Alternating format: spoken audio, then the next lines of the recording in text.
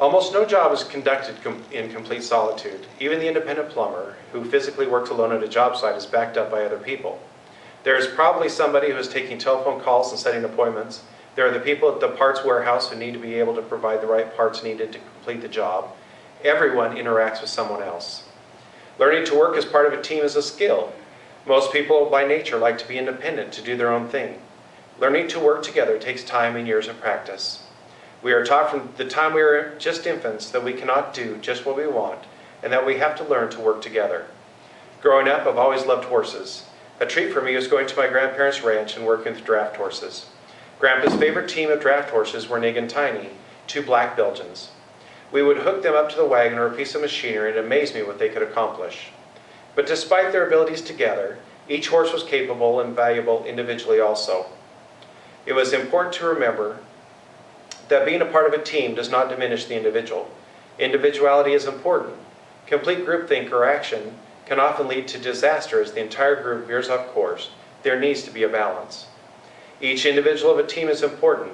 Effective performance does not exist in an environment where the individual considers themselves unimportant.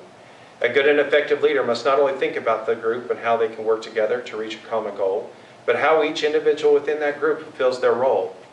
I remember a neighbor who had 3 teams of horses.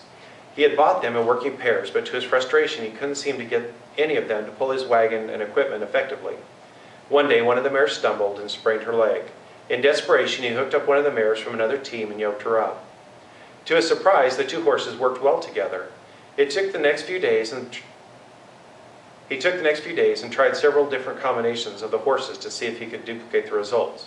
To his surprise, he ended up with 3 completely different teams, none of which had come together originally. It has been my experience that people are the same way. Each individual's abilities and talents must be evaluated on their own. Then they need to be placed where they can be the most effective.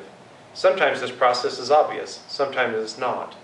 Sometimes the placement of an individual into a situation doesn't seem obvious, but turns out to be the right place for them in the company. I've worked in groups of large companies and worked remotely by myself, but regardless, I was still part of a team. Each situation presents its own challenges. No man is an island, it's not just a saying. Despite our natural inclination to be independent and to think that we can do everything ourselves, this is simply not a viable axiom.